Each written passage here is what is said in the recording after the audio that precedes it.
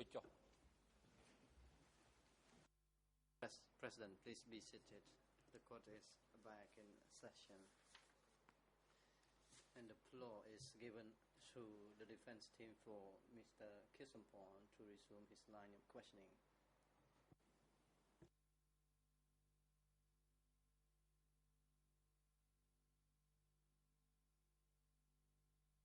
Merci, Monsieur le Président. Thank you, President. Mr. Witness, I would like some clarifications on two statements that you made yesterday, which seemed to me somewhat contradictory.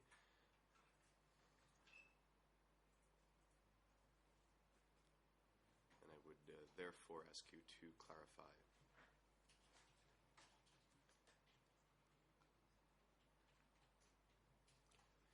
Yesterday, you said that you had noticed the existence of a security center near Wat Phnom.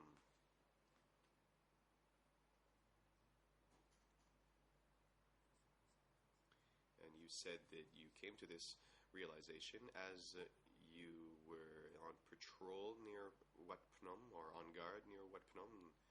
You said that you had noticed that this security center was where district and cooperative chiefs were sent.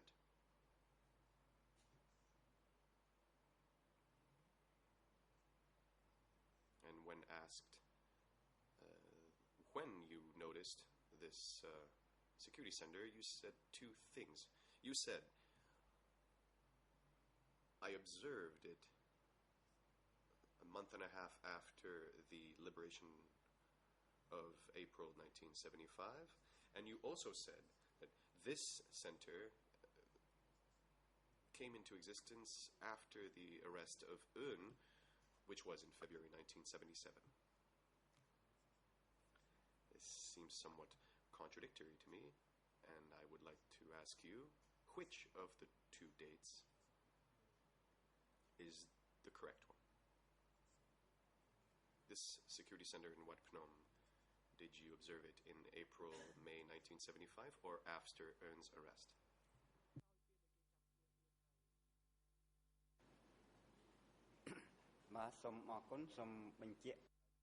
Answer, I would like to make a clarification concerning the security center.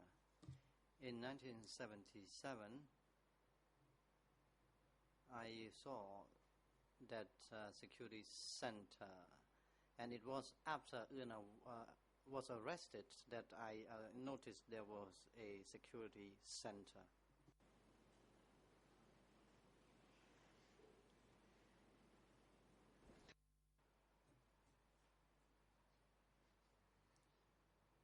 You were still on guard in Phnom Penh in 1977 after Un's arrest.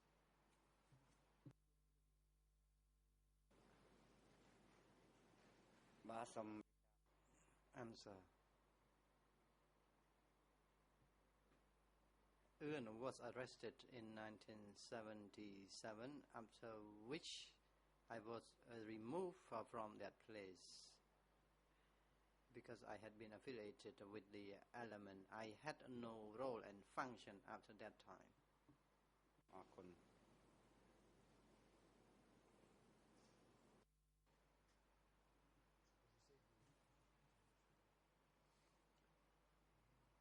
Witness, I'm trying to understand the moment at which you noticed the existence of the security center. At that time, you must have been in Phnom Penh. We agree. Whatever your role was, you must have had been in Phnom Penh to notice the existence of the security center.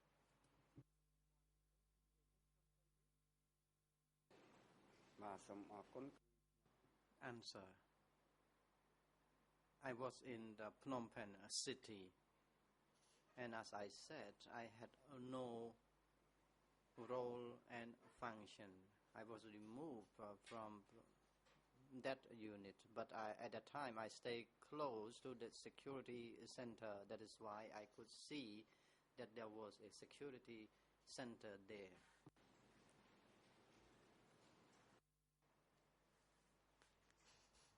Thank you, and it's much clearer now. around that time, were you aware of the existence of a security center, codename S21, at the time? បាទសូមអរគុណ Answer. I did not see S21. I heard of the name. I never went to that place, and I heard that S21 was a place where prisoners were kept. That is all. Thank you. Vous êtes allé à S21? Did you go to S21? បាទសូម Answer. I never went to S21. I heard of it.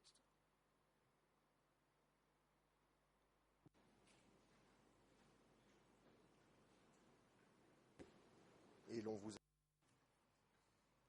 And you were only told that it was a jail. Is that exact? បាទសូម Answer. Yes, that is correct. S21 was said it was a prison for prisoners.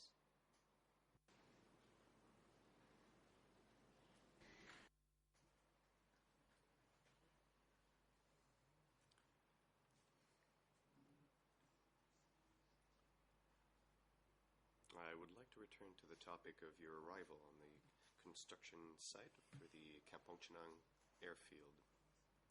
Yesterday, when you described the moment, this was around 10 a.m. 51 minutes,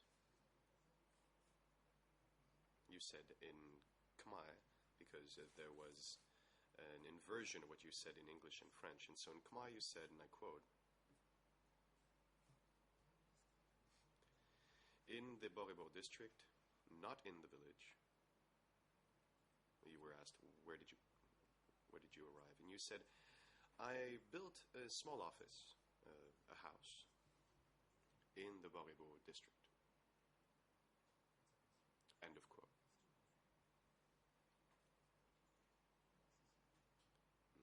My question is, what need did you have to build an office, a small office, when you arrived? Why did you do that?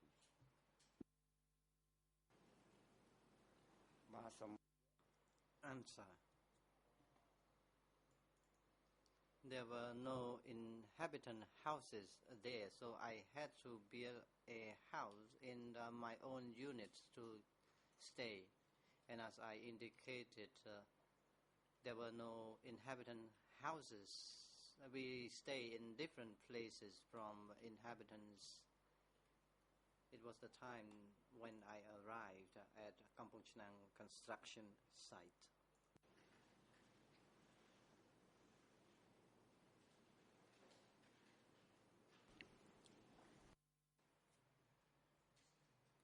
In French, an office is somewhere where you work or you meet people professionally.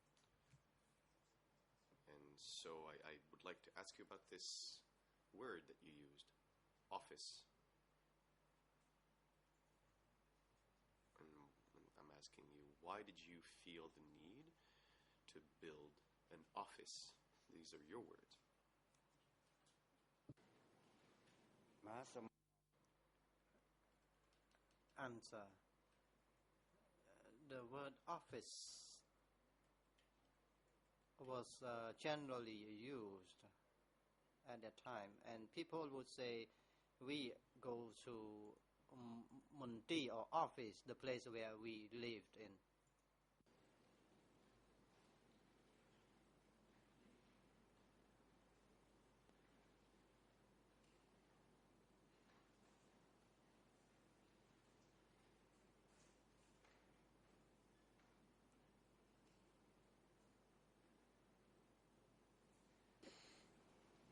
Donc, And so in your mind, office is synonymous with house or domicile? បាទសូមអរគុណ Answer. The office referred to the place where we live in.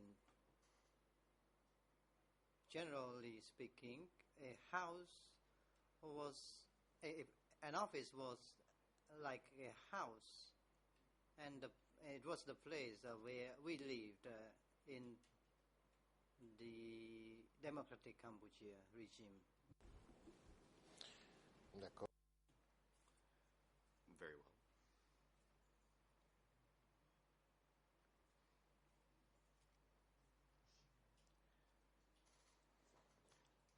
I would like you to discuss the presence of Chinese nationals on the Kampong Chhnang airfield. Could you tell us how many there were when you were there? បាទសូមអរ Answer: I did not know about the figure or the numbers of Chinese people, and in my unit there was one Chinese who was there to work with us, and he supervised us how to clear the land and compact the soil. And as I said, I did not know how many Chinese were there at the place.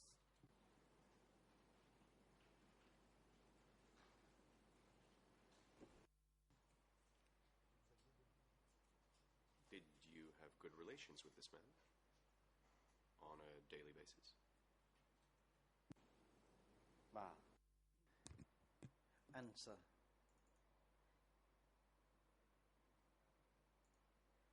the relationship between the Chinese and Cambodian workers was good, and we were in a good collaboration until the regime fell. We had a good relationship, and as for the individual, I could recall his name. His name was Ta Chou.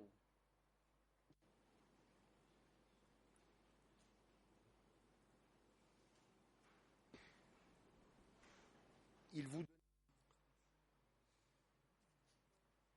Did he give you direct instructions? Did you receive any orders or instructions directly from this Chinese nationals who supervised your unit?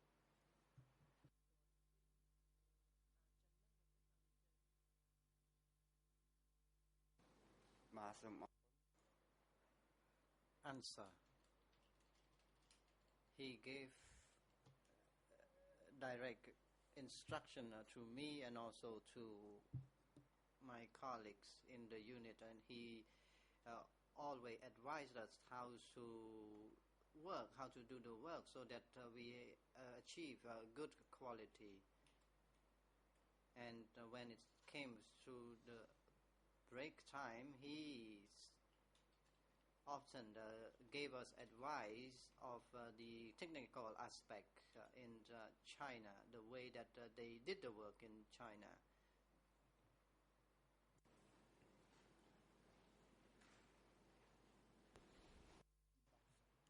Did he speak Khmer?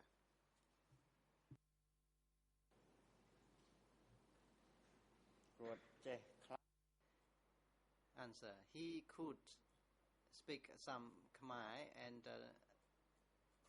there was interpretation for him as well. And on some occasion, he would ask the interpreters to interpret what he was talking to us. For example, he gave advice how the work was done in China, and if he could speak Khmer, he would use Khmer language at that time to explain workers.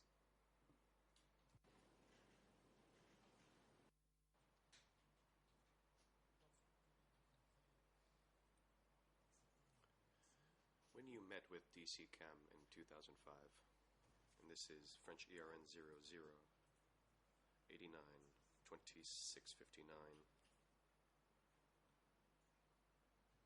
in Khmer 00 0 20 591 to 592, and in English 00 8 7 6512. The interviewer asked you if there were many Chinese nationals in Kampong Chhnang. You replied that there was at least, or about a division of Chinese who came, and not 2 battalions, more like a division.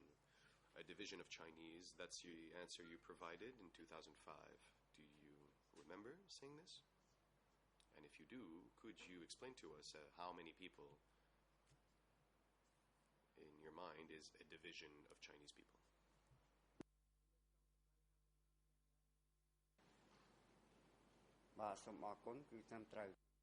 Answer, that is true. I stated as such in that document. And from my estimate, there was one division of Chinese, and these Chinese were assigned to be in charge of units in terms of technical work. And from my estimate, as I stated, there was probably one division of Chinese. Ce qui correspond à combien de personnes? And how many people is that?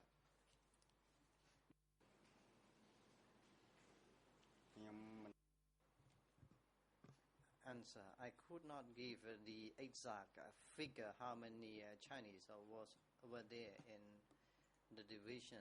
They were in different units.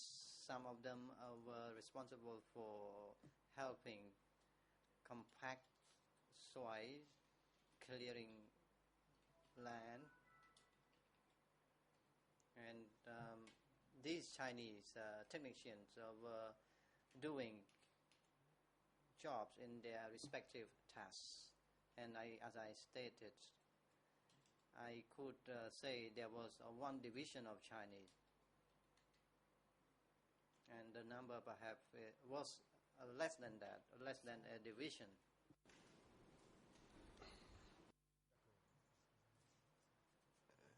Okay, but what I'm trying to get at is when you say a bit less than division or more, what does a division mean? How many people is that in your mind? And this is what I'm trying to get to. Answer, I did not know how many people in one division. Perhaps there was around 500 or 600 members in one division. It is my recollection.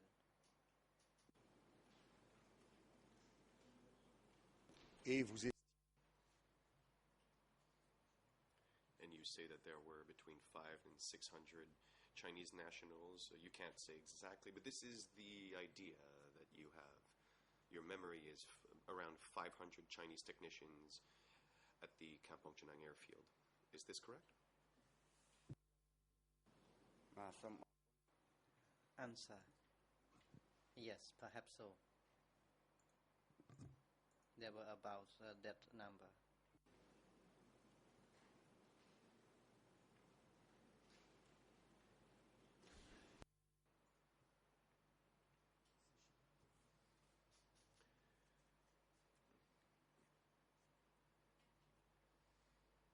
Did you see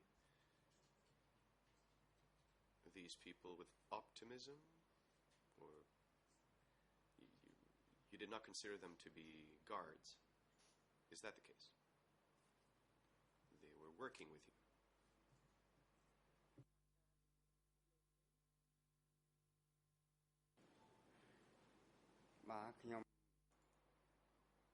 Answer, I considered him one of the engineers while working at the construction site. I did not know, besides what I have just said. I knew that he came to that place as an engineer, helping the construction work at the airfield.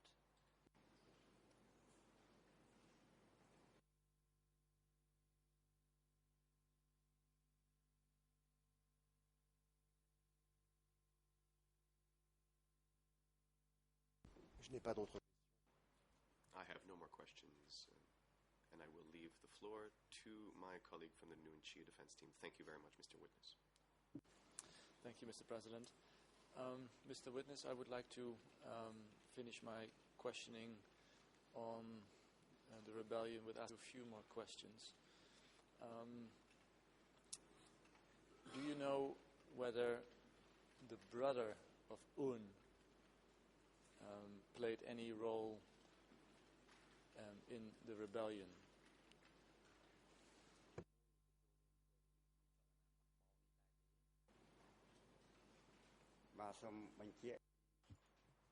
Answer.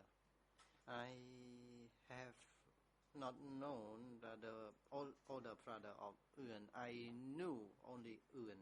I did not know his elder brother. Does the name Sem mean anything to you?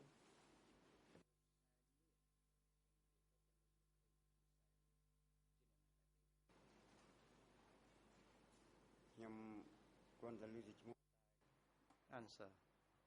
I heard of the name.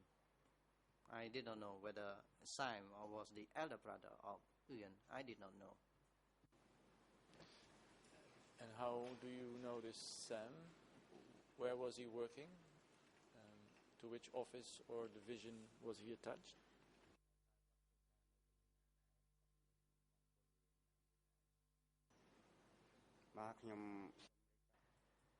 Answer. I did not know his workstation or which division he was in. As I stated, I heard of the name Sam. I did not know whether Sam was the elder brother of Eun or how he was related to Eun. I did not really know about that. And then a question about somebody with the name of Tif Ol. Does that name ring a bell to you?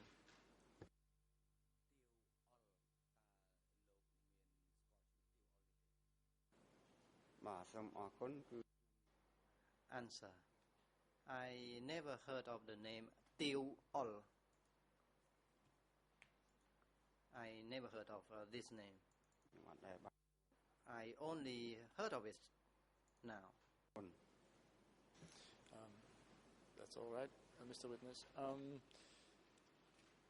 Now I have another set of questions before I go to Kampong Chang Airfield, and these are the following.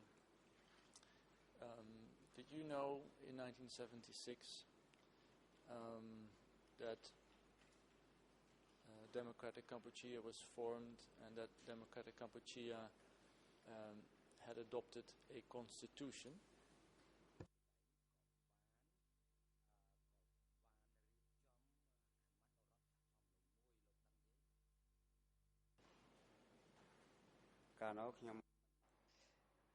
Answer. I did not know at that time, but I heard people say that there was a constitution adopted in the democratic Cambodia, and I did not know about the legal aspect stipulated in that constitution. I heard people say that there was a constitution. Did you maybe at one later stage or at one point in time hear about Article 19 within this constitution? Article 19 that deals with the role of the Cambodian Revolutionary Army within DK.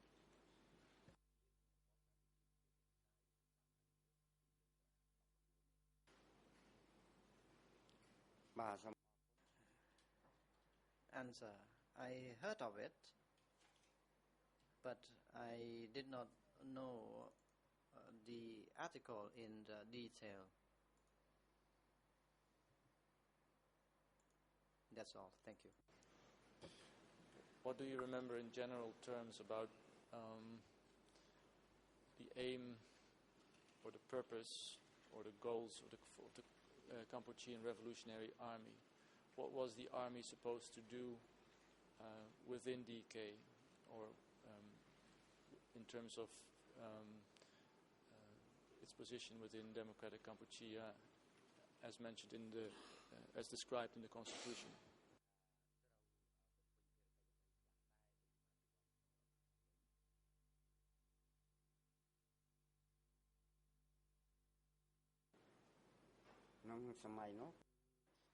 Answer. Soldiers of democratic Cambodia were indoctrinated. We were indoctrinated to defend and to build the country. And were you also taught on during sessions that you were there to uphold the constitution of democratic Cambodia?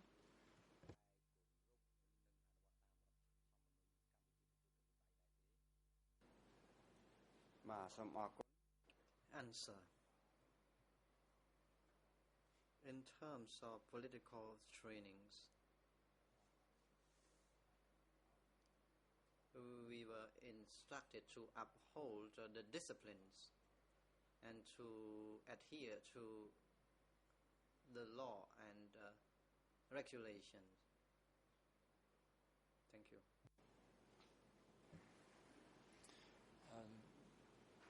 Did you have any knowledge, beginning of 1977, with how many countries in the world democratic Cambodia had diplomatic relations?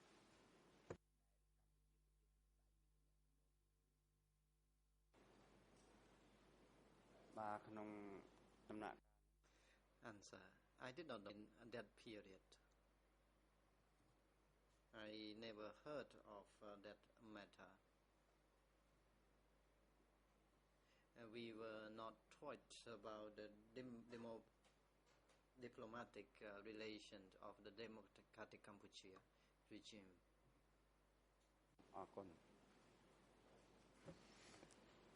Would you be surprised if I were to tell you that beginning 77, DK had about had relations with about 100 countries in the world?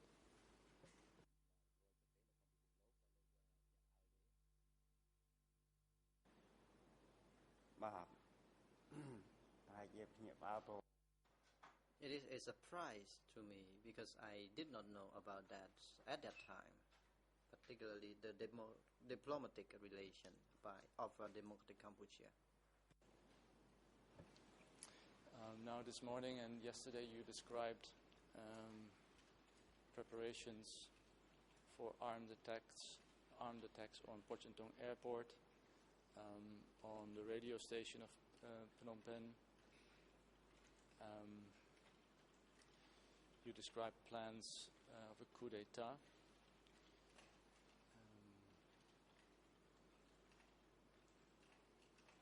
You described the diversion of weapons, meetings to topple the regime.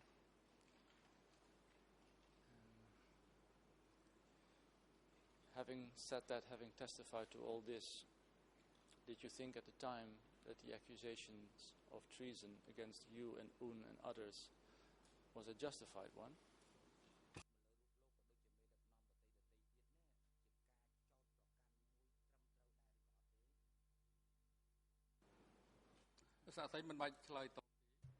President, witness, you are instructed to give the response. You are not an expert and you are not a legal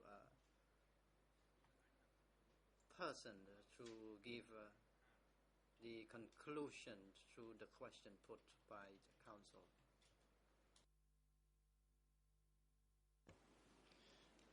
Very well. Let me try it differently. Mr. Witness, you and others were, as you said, sent to Kampong Chnang for reason of refashioning, tempering, etc. Was this decision to have you go to Kampong Chnang, was that related to the activities that you just described this morning and yesterday about the coup d'etat, plans for armed attacks, etc.?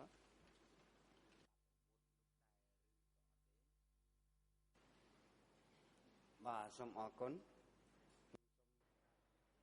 Witness, thank you.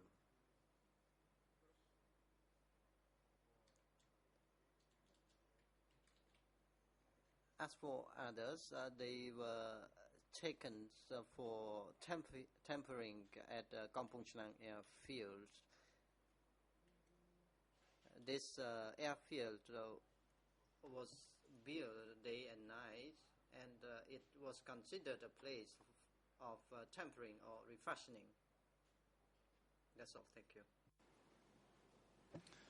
I will move on to Kampong Chhnang itself. When you arrived there in 77 with your unit, do you know whether there were soldiers who had been working there already for a year?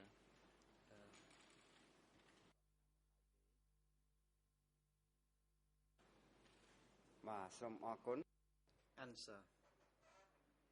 Upon my arrival, some people had been there already. I did not know when they had arrived at that place. I was at the airfield in late 1977, as I stated.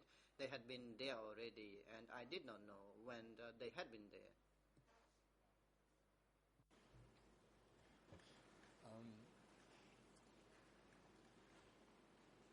Do you know what the total number was of Division 310 cadres in beginning 77 that were working at Kampong Chhnang airfield? Do you have any idea how many 310 Division 310 forces were sent to Kampong Chhnang to work?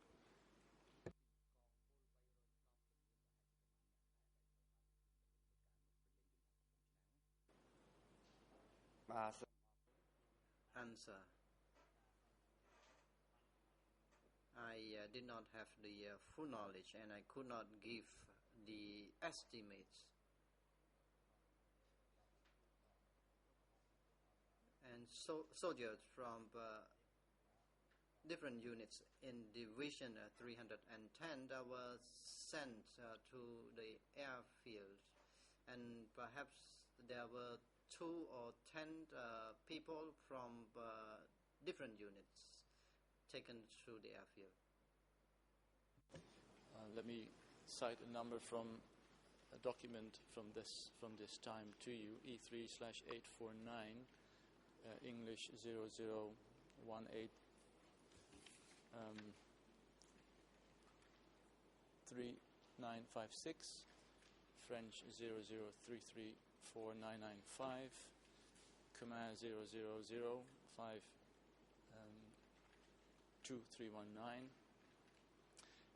Mr. Witness, this is what is called Joint Statistics of Armed Forces from March 1977, and it says that out of a total number of 6,096 Division 310 soldiers, there were about 1,127 in Kampong Chhnang. Does that somehow correspond with your memory, that about 1,100 plus soldiers from Division 310 were working at Kampong Chhnang airfield in March, April 77?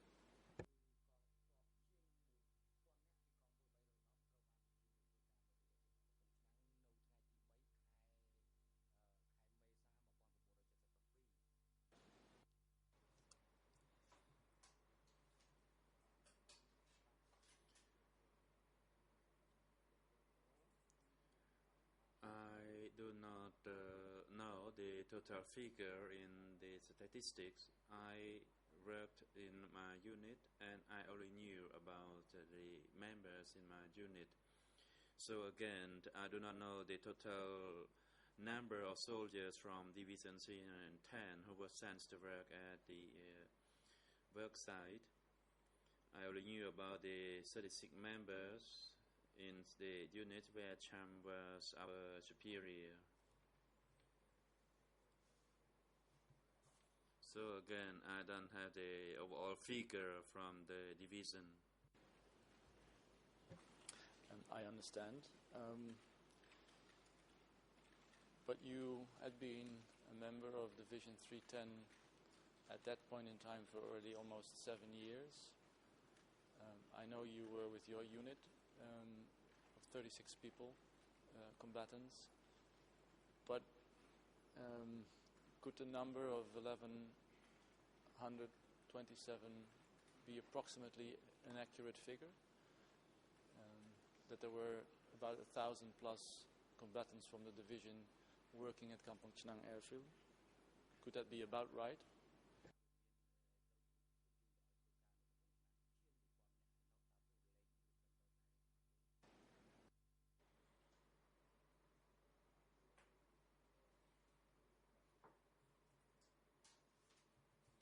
The figure you quoted, which was more than 1100, it was just a figure that I heard of at the time, but I am not sure of it. Now, yesterday you testified that you, while working there, you and your unit were under quote-unquote constant surveillance. Can you explain to me how that went? Who was surveilling you and your unit, and who was surveilling the other 1,000 Division 310 soldiers?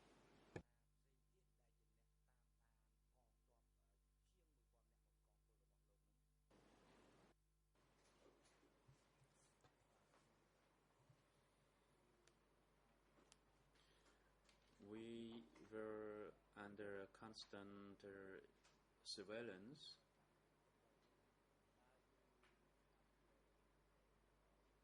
So that they make sure that our activities were not to violate the principles or regulations of the Democratic Cambodia.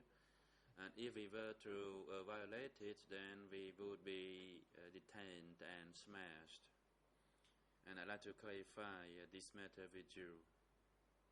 And that's the statement that I made. I understand, but you yourself were a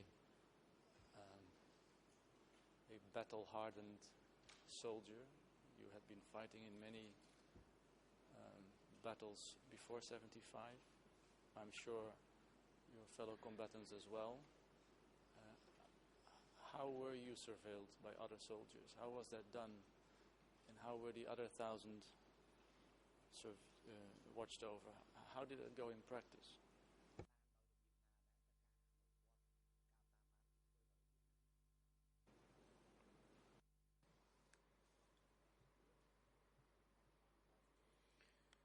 We were under surveillance for the activities that we were involved in, and that we had to adhere to the principles of the organization and adhere to the assignment by the organization and to adhere to the policies of the organization. And if we were to fail any of these three, it means that we were considered to be in opposition of the Democratic Cambodia regime.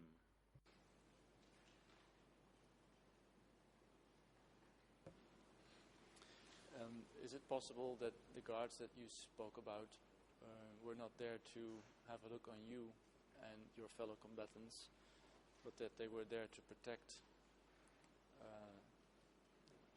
the airfield site itself against attacks from outside forces?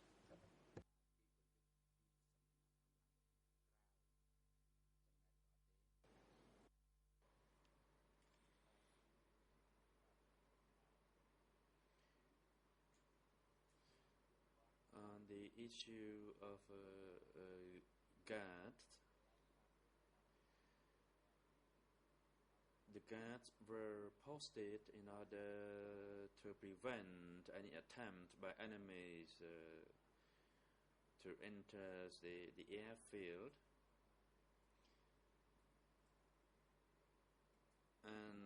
on my side, when I was on guard duty in Phnom Penh, it means to guard the city and to clean the city up. Is it your recollection that the Kampong Chhnang airfield was a highly secretive military installation that nobody inside DK or outside of DK, except maybe for China, was to know about?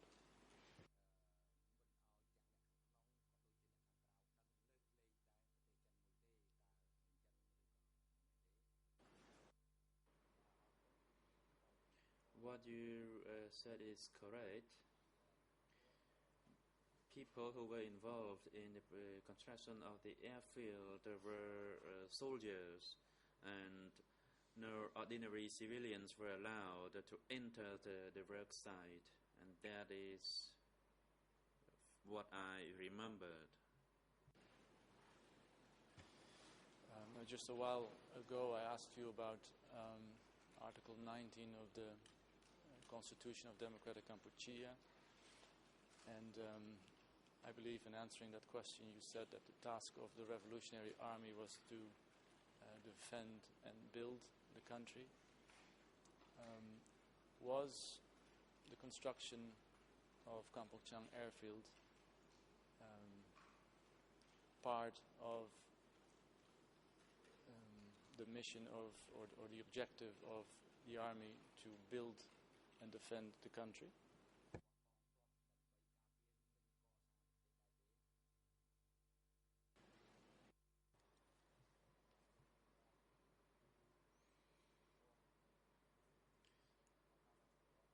Personally,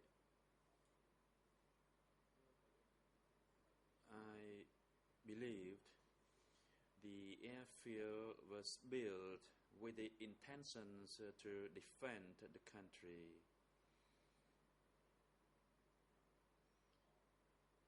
And to defend it in an effective way. Would it be fair to say that your work at Kampong Chhnang airfield was in fact part of your normal work as a soldier of the Revolutionary Army of Cambodia?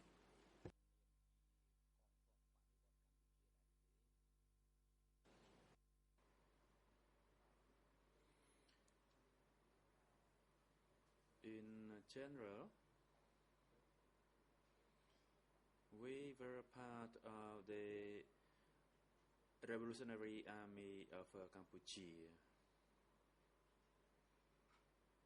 And that is my understanding of the nature of work involved at that particular time.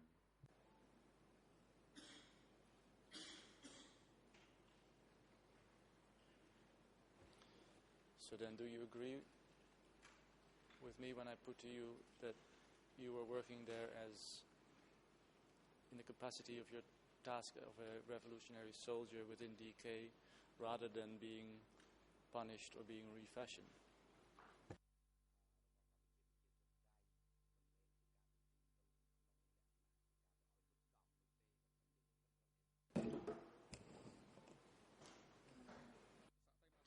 President witness, please wait, and the Deputy National Co-Prosecutor, you may proceed.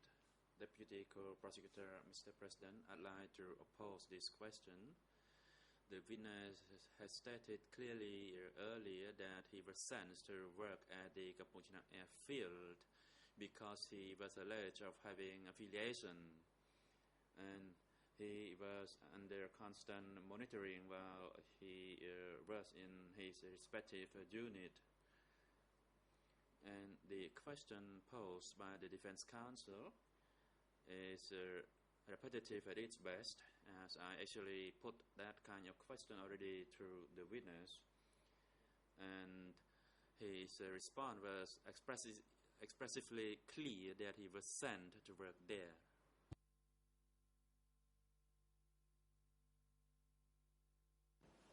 I would still like to ask the question, but I think you have to rule on the objection.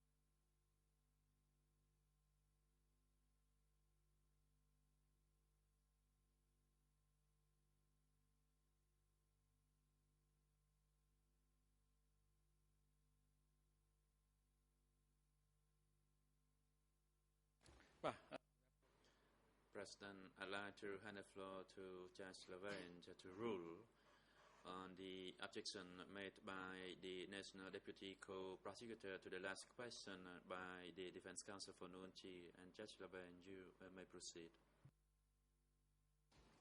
Oui, merci, monsieur. Yes, thank you, Mr. President. We have heard the objection to the question put by the defense. We first heard the question and the objection by the co-prosecutor. The chamber would like counsel to rephrase the question in a neutral manner. The question should be asked to the witness, for which reason were you sent to Kampong Chhnang? Well, to that question he answered, Judge Laverne, yesterday, but I'm now putting to him that he wasn't sent there for refashioning, but that he was sent there in the framework of his normal task. So that's what I would like to put to him. Maybe for background information in relation to this question, Mr. President, Your Honours, E3849 that I just referred to speaks about 1,127 soldiers of Division 310 working at Kampong Chhnang airfield. However, in that same overview, sorry, I will slow down. However, in that same overview, you can read that Office S21 consisted of about 2,300 soldiers. However, added is there in the French translation, sans compter les éléments, which we believe to understand refers to the prisoners in S21. So there seems to be a distinction between forces working at Kampong Chhnang airfield on the one hand and elements, probably quote-unquote bad elements at S21. So a distinction is being made. That's the background also of my question. So again, I think I should be able to ask the question, isn't it true that you were sent to Kampong Chhnang airfield as part of your regular duty as soldier rather than being refashioned? Maître Copé. Counsel Copé, I have the impression that we have a problem for understanding. The chamber has been very clear. It has rephrased the question, and you do not have to ask that question as you phrased it initially. So you cannot go back to that initial formulation of the question. Quand la Chambre dit non, c'est non. When the chamber says no, it is no. Well, then it's no for me, and then I end my questioning. Thank you.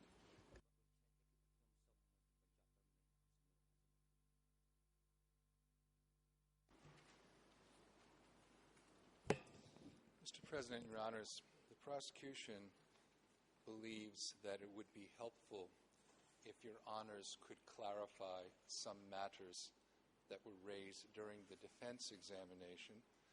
We think this would be helpful because the defense examination, this witness testified to matters completely contrary to what he testified to during the examination of the co-prosecutors and the civil parties. This is on the point particularly of what he knew about Aung's arrest. At 10 o'clock on Monday, on yesterday's transcript, you will see the prosecution asked this witness what he knew about Aung's arrest, why he was arrested, and the witness said he did not know. He was asked, he also added he knew nothing about Aung's tendency or whatever. We didn't have knowledge of that. He also was asked, and these were all very open questions. Nothing was suggested to the witness. He was asked if he had direct contact with Aung or if he received orders through company or battalion commanders. And he testified, I never received any direct order from him. The order came to the chain of command. And then at just before 2 p.m., in answer to the question from the civil plea lawyer, Chet Van Lee, he was asked again what he knew about On's arrest.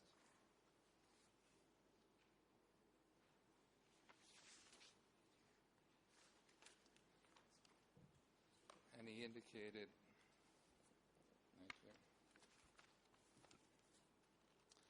I did not know about the plan that On had. I did not know about acts of his. And for me, I was committed to serve the army, and as for On, I didn't know whether he had any plan to betray Angkor. Now, when read his prior statement to DC Cam, the defense properly put to him a very inconsistent statement from DC Cam, one of many in his DC Cam statements. For example, he also had given details to DC Cam about attending Olympic Stadium, what was said there and who attended, yet he told us he never had been to Olympic Stadium. He gave details to DC Cam about being in Vietnam, attacking Vietnam, he himself capturing 3 civilians, how the civilians were forced to say they were soldiers, how houses were burned. But he told us he's never been in Vietnam, both to the prosecution, I believe also to the defense. So on this testimony that he elaborated on today about supposedly carrying weapons and being... yeah, me too. What are you... Monsieur le Président, Mr. President, the prosecutor is pleading. He has had time to put questions to the witness. If those questions were not specific or accurate, that is unfortunate for the prosecution. The witness was very clear. I've read out his statement in answer to the questions put by the prosecutor. What the witness is saying is completely false, and now the prosecutor is pleading, and we object forcefully to this pleading by the co-prosecutor. President, allow us to terminate the proceedings of hearing the testimony of this witness now. Please all be seated. And after the lunch break, we hear testimony of another witness, that is to TCW 901. And Mr. Sam Hyun, the chamber is grateful of your valuable time to testify before us for the last 2 days. And your testimony will contribute to seeking the truth in this matter. Your testimony is now concluded, and you are no longer required to be present in the ECCC premise, and you may return to your place of residence, and we wish you all the best and a safe journey. Court officer, please, in collaboration with VISU, make necessary transportation arrangement for Mr. Sam Hyun to return to his place of residence or wherever he wishes to go to. The chamber takes a break now and return at 1:30. Security personnel, you are instructed to take Kyo Sampon to the waiting room downstairs and have him returned to attend the proceedings before 1:30 this afternoon. The court is now in recess.